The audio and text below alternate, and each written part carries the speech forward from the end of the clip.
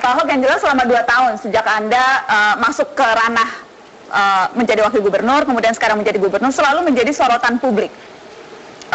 Risih tidak? Atau sudah biasa karena itu bagian dari resiko politisi, resiko pejabat publik memang selalu ada di mata media dan publik?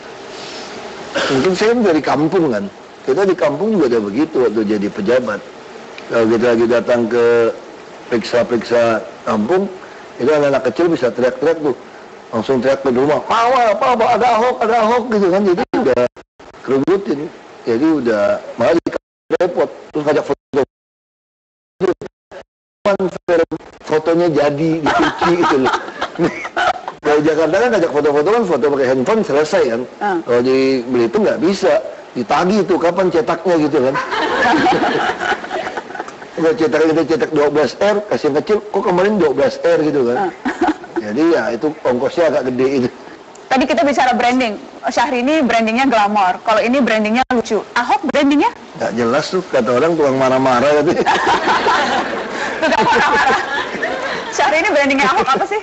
Satu kata yang terlintas di benak paling cepat apa? Ngeliat Ahok? Cetar membahana. Oh, cetar membahana ya. Kayaknya kurang dapat Lamborghini nih gue. Bagus Pak. Istimewa Pak artinya. Berarti Bapak di mata saya begitu istimewa kalau Jakarta nggak macet lagi. Syaratnya itu ya? Syaratnya itu Itu yang Pak. berat itu. Soalnya Bisa, beratnya Pak. kenapa? Jakarta nggak macet kalau yang model-model punya mobil pribadi mau pindah ke transportasi umum. Mau nggak nih Pak? Tanyain dong Pak. Coba tanya saya. Pasti nggak mau, tapi bukan IRP. Mau lewat boleh. 2.000 sekali lewat bayar IRP. Sampai berapa? Ya, 200.000 kalau model Syahrini. Ya itu subsidi. Dapat duitnya kita pakai untuk supaya busnya murah gitu. Gitu ya Pak ya. Iya. Seperti itu. Seperti itu. Lalu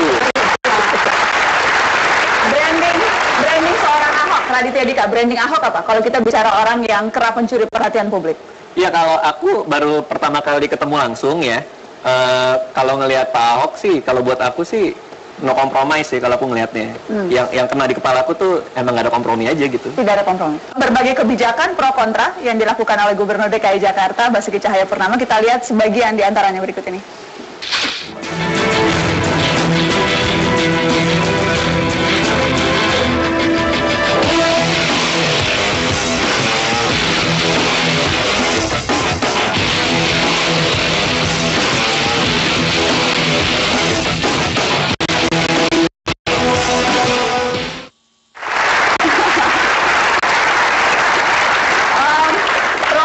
Kebijakan Anda Pak Ahok ditanggapi beragam. Itu lebih banyak karena dipengaruhi oleh gaya Anda ketika menyampaikan kebijakan itu, atau memang secara nature atau secara awal mulanya kebijakannya memang kontroversial, atau ditambahin lah sama gaya-gaya Ahok yang suka marah-marah itu? iya sebenarnya kan tugas kita kan membuat Jakarta ini kan aman, nyaman, tertib, kira-kira gitu kan. Nah kalau aman, nyaman, tertib, ya harus penegakan hukum. Penegakan hukum ya pasti orang nggak suka. Umumnya kan orang nggak suka pindah, berubah gitu kan. Misalnya contoh kita bicara PNS. Di DKI itu ada 8.511 jabatan. Itu kebanyakan, gendut banget itu jabatan gitu kan. Ya udah saya buang aja 1.500. Kita tidak ada pilihan. Orang DKI itu mengharapkan yang terbaik dari yang terbaik melayani dia. Saya ditanya, bisa nggak Bapak salah? Pasti bisa dong, nama juga manusia. Saya lebih baik salah menstafkan orang daripada salah memberikan dia posisi nyusahin orang Jakarta. Lebih baik salah menstafkan kan. Nah ini kalau dibilang kontroversi di mana? Menguntungkan warga Jakarta kok, manfaatnya lebih banyak daripada mudarat kok. Ya orang yang dipecat aja nggak demen kan. Orang bagi-bagi duit, urus surat, minta keterangan ahli waris, langsung hitung-hitung 1% dari NJOP soal lahan. Gendeng, dari mana aturannya? Nah model-model gitu kan aneh-aneh kan. Ya udah kita potong, langsung kedengaran pecat lagi, staffin lagi. Ya itu kontroversi di mana? Enggak juga kok. Itu ditambah, dibumbui, diwarnai dengan gaya Ahok yang memang ceplas-ceplos?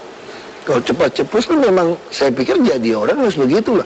Kalau kita berpikir mesti jadi orang lain capek. Pernah main drama kan? Main sandiwara gitu kan? Ini jago-jagonya nih Pak. Iya. Coba latihannya berapa bulan? Satu. Aku nggak pernah drama. Nah, Apa adanya, Pak. drama kehidupan. Drama kehidupan. Jadi udah setengah jam kita mesti belajar karakter orang.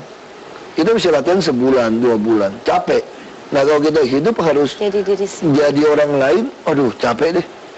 Lebih baik kita ya udah apa adanya aja udah. Kalau kita bicara branding sebagai politisi, sebagai pejabat publik, saya mau ke Mbak Amalia. Branding Ahok itu sesuai dengan karakternya, ceplas-ceplos, tanpa kompromi, suka marah-marah, itu bagian dari karakternya juga. Itu branding yang pas untuk politisi atau tidak? Sebetulnya kalau personal branding itu ada kadang-kadang miskonsepsi, dikira harus menjadi sempurna. Personal branding itu tidak menjadikan seorang sempurna, tetapi menjadi cemerlang di mata stakeholdersnya.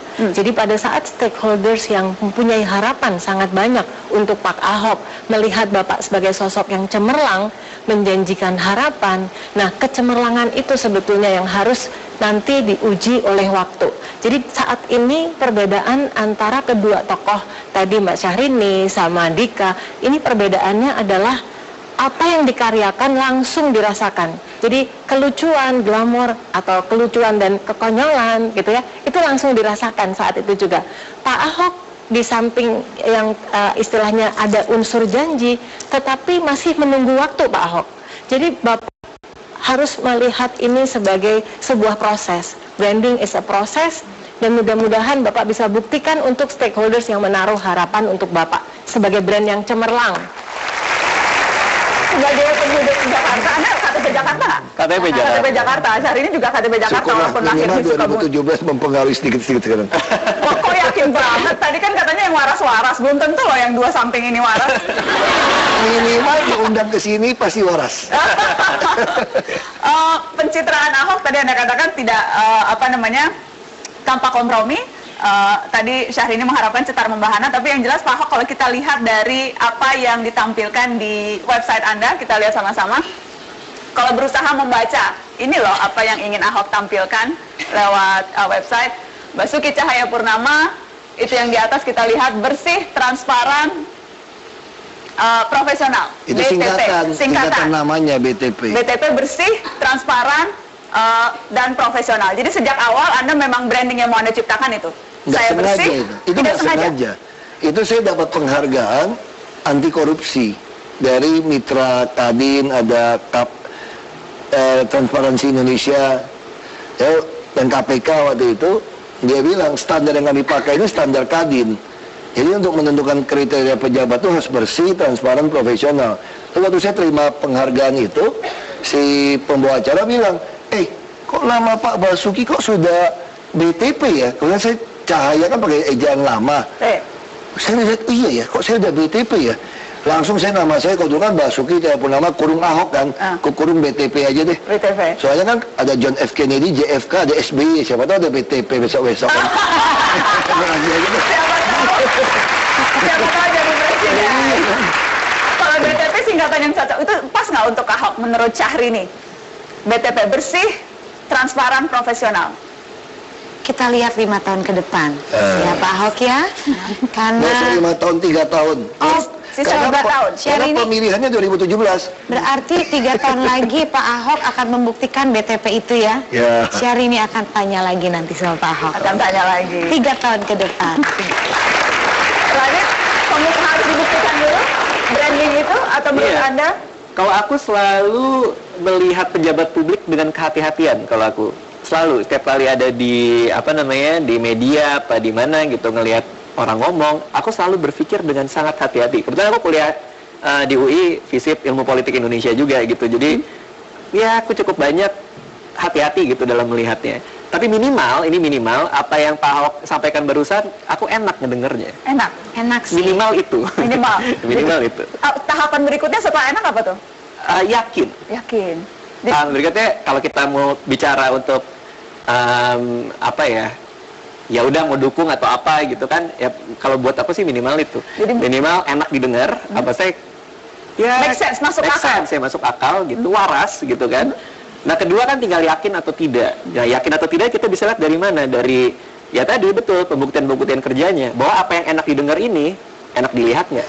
Udah. Satu harapan nih Pak Ahok, kenapa kalau bicara mengenai kesejahteraan masyarakat Jakarta, Pak Ahok menaikkan PBB begitu tinggi? Kenapa Pak Ahok?